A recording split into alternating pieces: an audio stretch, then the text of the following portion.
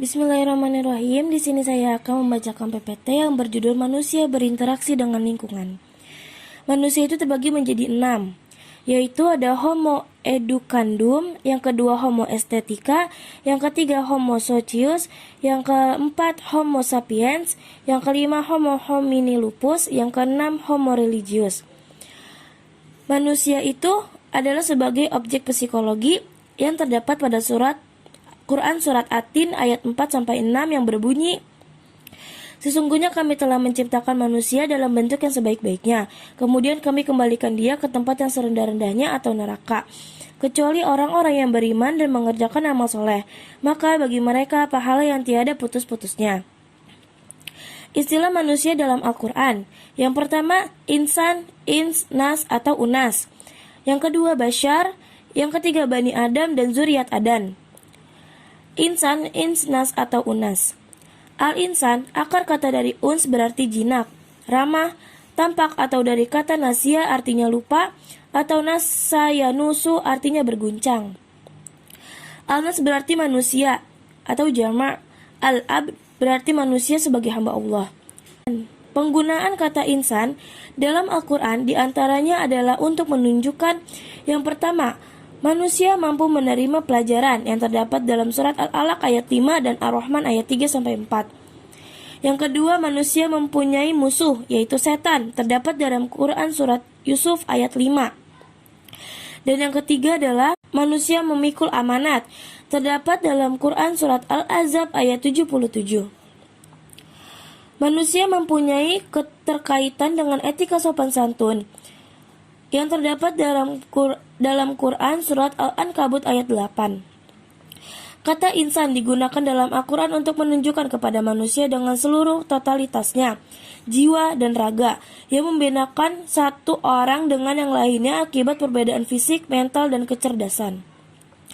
Bashar dalam surat Ar-Rum ayat 30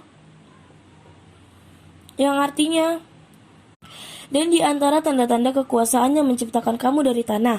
Kemudian ketika kamu menjadi bashar, kamu bertebaran."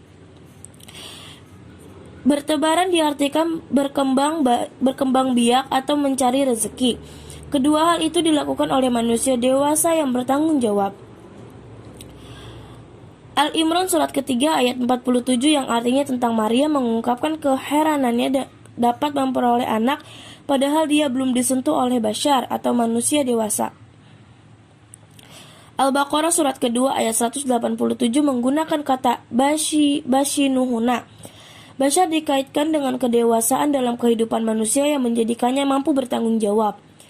Tugas kekhalifan dibebankan kepada bashar. Al-Hijr surat kelima ayat 28 yang menggunakan kata bashar. Bani Adam dan zuriat Adam. Bani Adam berarti anak-anak Adam karena berasal dari keturunan Nabi Adam.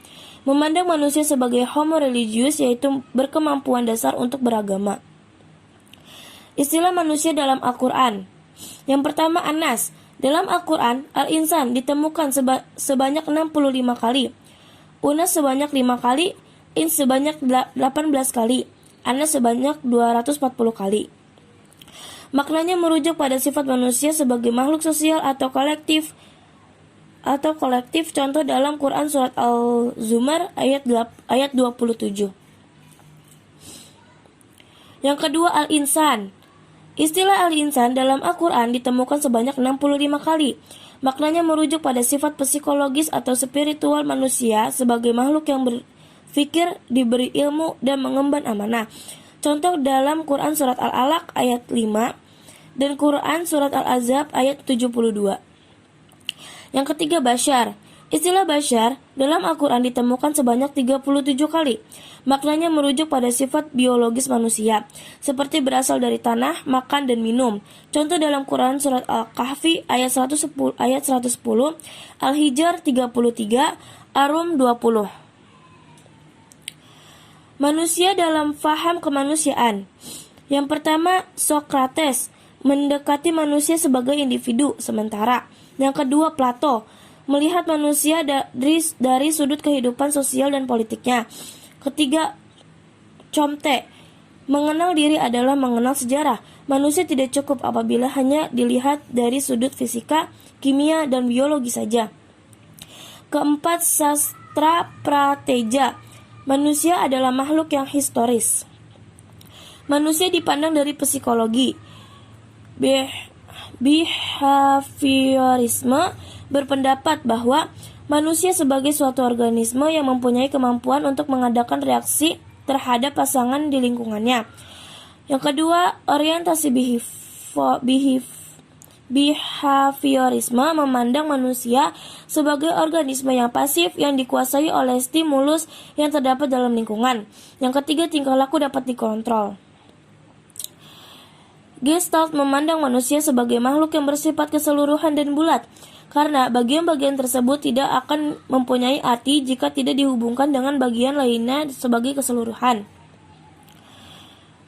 MNS dipandang sebagai makhluk hidup yang terdiri dari elemen rohani dan jasmani yang satu sama lain tidak dapat dipisahkan, karena pemisahan tersebut akan mengakibatkan rusaknya pengertian tentang manusia itu sendiri.